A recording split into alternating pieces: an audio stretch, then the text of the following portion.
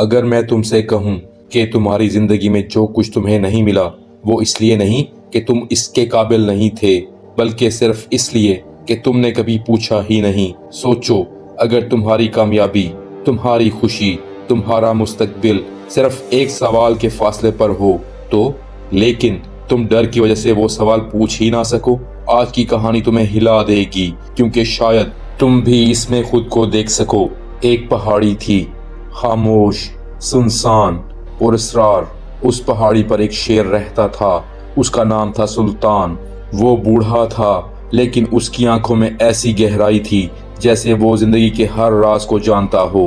हर सुबह वो पहाड़ी की चोटी पर जाकर बैठ जाता, खामोशी से, और नीचे फैली वादी को देखता रहता।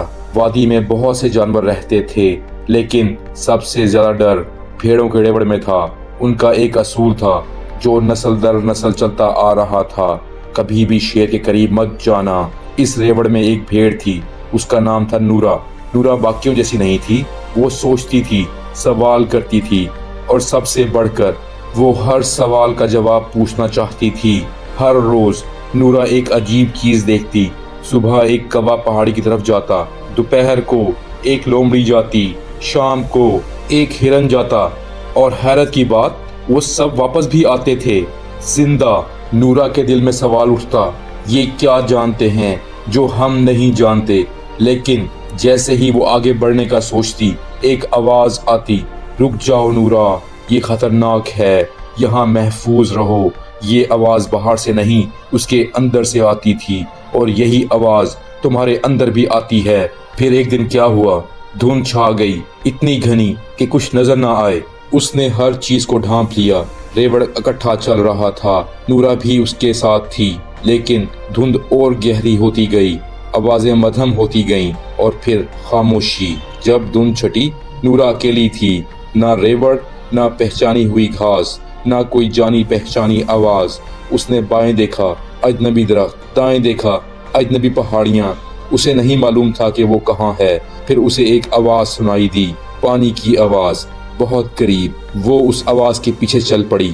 एक कदम, फिर दूसरा, दरख्तों के दरमियान एक ढलवान पर, और फिर वो रुक गई। उसका दिल जैसे रुक गया, क्योंकि वहां सुल्तान बैठा था।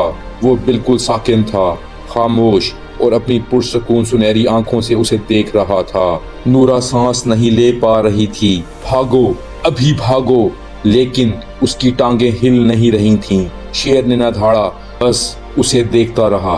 फिर उसने कहा, तुम प्यासी लग रही हो नन्ही नूरा। उसका दिल तेजी से धड़क रहा था। शेर ने सर झुकाया, मेरे पीछे साफ पानी है, तुम पी सकती हो। नूरा की आवाज कांप गई, आप मुझे पानी क्यों देंगे? शेर कुछ लम्हे खामोश रहा, फिर मुस्कुराया, ऐसी मुस्कुराहट जैसे वो इस सवाल का इंतजार कर रहा हो। क्योंकि तुमने पूछा, सुल्तान ने कहा। मैंने नहीं पूछा, नूरा ने जल्दी से कहा। मैं तो रास्ता भटक गई थी, मैं यहाँ आना नहीं चाहती थी, सुल्तान ने नरमी से कहा। लेकिन तुमने बात की, तुमने कहा, आप मुझे पानी क्यों देंगे? ये भी सवाल है। ज्यादातर जानवर इतनी हिम्मत भी नहीं करते, नूरा ने कहा। आपका क्या मतलब है? सुल्तान ने वादी की तरफ देखा।